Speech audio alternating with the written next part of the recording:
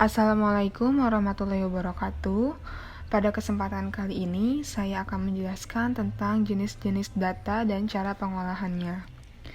Jenis-jenis data berdasarkan tingkat pengukurannya dalam ilmu statistik terbagi menjadi 4. Yang pertama, data nominal. Kedua, data ordinal. Ketiga, data interval. Keempat, data rasio. Dalam statistika, proses pengolahan data yang diperoleh dari hasil penelitian dibedakan menjadi dua jenis tipe pengujian data. Di antaranya pengujian data secara statistik parametrik atau statistik non-parametrik. Pengertiannya, statistik parametrik adalah statistik yang mempertimbangkan jenis sebaran data, apakah data yang menyebar normal atau tidak. Dalam statistik parametrik, menetapkan adanya syarat-syarat tertentu tentang variabel acak atau populasi yang merupakan sumber sampel penelitian.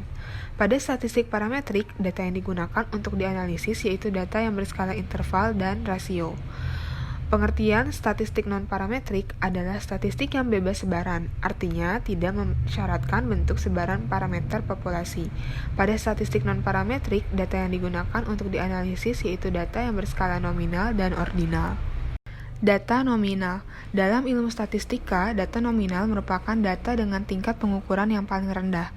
Data ini membedakan data dalam kelompok yang bersifat kualitatif, digunakan untuk mengklasifikasikan informasi atau data, bersifat kategorial dan tidak dapat dihitung secara matematis, tidak memiliki urutan atau tingkatan sederajat. Pada saat analisis data, angka yang diberikan kepada objek mempunyai arti sebagai label saja dan tidak menunjukkan tingkatan apapun. Misalkan, laki-laki dilambangkan dengan angka 1 dan perempuan dilambangkan dengan angka 2. Contoh data nominal, data jenis kelamin, pengelompokan ekstrakurikuler pada suatu SMP atau SMA, pengelompokan rumah-rumah dalam suatu perumahan, macam-macam warna, dan lain sebagainya. Pengolahan jenis data nominal. Pada teknik analisis data untuk satu variabel, jenis data nominal dapat menggunakan binomial dan Q² satu sampel. Pada komparatif dua variabel berhubungan atau relate, jenis data nominal dapat menggunakan MC-Nemer. Pada dua variabel independen, jenis data nominal dapat menggunakan Fisher extract probability dan Q² dua sampel. Pada komparatif untuk variabel berhubungan, jenis data nominal dapat menggunakan concurrent key. Pada komparatif lebih dari dua variabel independen, jenis data nominal dapat menggunakan Q² untuk K sampel. Pada asosiatif atau hubungan, jenis data nominal dapat menggunakan kontingensi koefisien C. Data ordinal. Data ini mempunyai tingkat pengukuran yang lebih tinggi daripada data nominal, termasuk dalam kelompok data kualitatif, digunakan untuk mengklasifikasikan serta memiliki tingkatan atau ukuran, bersifat kategorial dan tidak dapat dihitung secara matematis. Pada saat analisis data, data ordinal dilambangkan dengan numerik. Misalkan mengenai tingkat pendidikan yang dikategorikan, SD diwakili oleh angka 1, SMP diwakili oleh angka 2, SMA diwakili oleh angka 3, diploma diwakili oleh angka 4, sarjana diwakili oleh angka 5. Angka yang digunakan hanya sebagai simbol saja.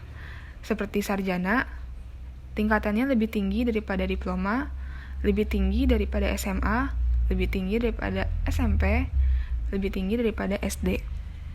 Contoh data ordinal, data tingkat pendidikan, data perhitungan suara dalam pemilu, data tingkat kepuasan pelanggan, data suatu jabatan, dan lain sebagainya. Pengolahan jenis data ordinal. Pada teknik analisis data untuk satu variabel, jenis data ordinal dapat menggunakan rantes. Pada komparatif dua variabel berhubungan, jenis data ordinal dapat menggunakan sign-test, Wilcoxon, dan match pairs. Pada dua variabel independen, jenis data ordinal dapat menggunakan median test, Mann-Whitney, U-test, Kolmogorov-Smirnov, dan Woldowitz. Pada komparatif untuk variabel berhubungan, jenis data ordinal dapat menggunakan Friedman, Two-way, ANOVA. Pada komparatif lebih dari dua variabel independen, jenis data ordinal dapat menggunakan media extension, Kruskal-Walsh, One-way, ANOVA. Pada asosiatif, jenis data ordinal dapat menggunakan Spearman rank correlation dan Kendall-Tehu. Data interval. Data interval mempunyai tingkat pengukuran yang lebih tinggi daripada data nominal maupun ordinal, termasuk dalam kelompok data kuantitatif, bersifat nominal dan dapat dihitung secara matematis, tidak dimulai dari nol. Angka yang digunakan dalam data ini, selain menunjukkan urutan, juga dapat dilakukan operasi matematika. Angka nol yang digunakan pada data interval bukan merupakan nilai nol yang nyata. Memiliki poin jarak objektif dalam keteraturan kategori peringkat, tapi jarak yang tercipta sama antara masing-masing angka. Contoh data interval suatu nilai pelajaran, kecepatan berkendara di jalan raya, rata-rata tinggi badan berdasarkan usia, suhu orang demam, dan lain sebagainya. Pengolahan jenis data interval.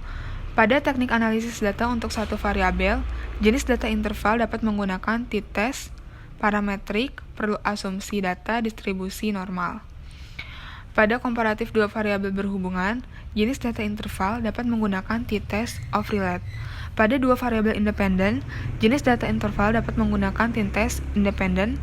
Pada komparatif untuk variabel berhubungan, jenis data interval dapat menggunakan t-test paired, one-way ANOVA, dan two-way ANOVA.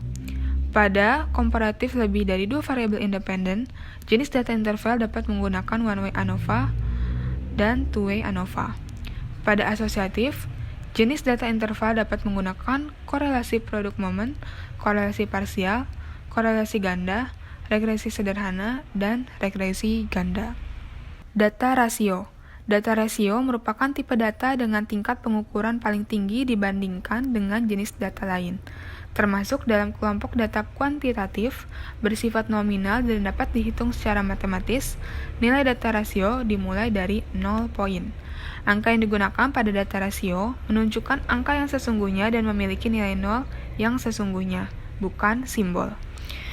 Dapat dilakukan berbagai operasi matematika, memiliki kemampuan dari ketiga jenis data sebelumnya, nominal, ordinal, dan interval, yaitu mengklasifikasikan, mengurutkan, dan dapat dihitung secara matematis.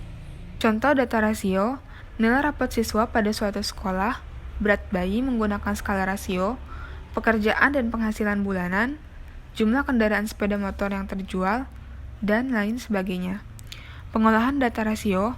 Pada teknik analisis data untuk satu variabel, jenis data rasio dapat menggunakan t-test, parametrik, perlu asumsi data terdistribusi normal.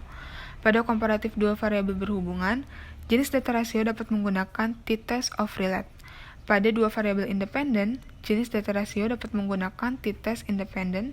Pada komparatif untuk variabel berhubungan, jenis data rasio dapat menggunakan t-test paired, one-way ANOVA, dan two-way ANOVA. Pada komparatif lebih dari dua variabel independen, jenis data rasio dapat menggunakan one-way ANOVA dan two-way ANOVA. Pada asosiatif, jenis data rasio dapat menggunakan korelasi produk momen, korelasi parsial, korelasi ganda, regresi sederhana, dan regresi ganda. Sekian pengertian dari jenis-jenis data dan cara pengolahannya. Jika ada kekurangan, mohon dimaafkan. Semoga bermanfaat. Wassalamualaikum warahmatullahi wabarakatuh.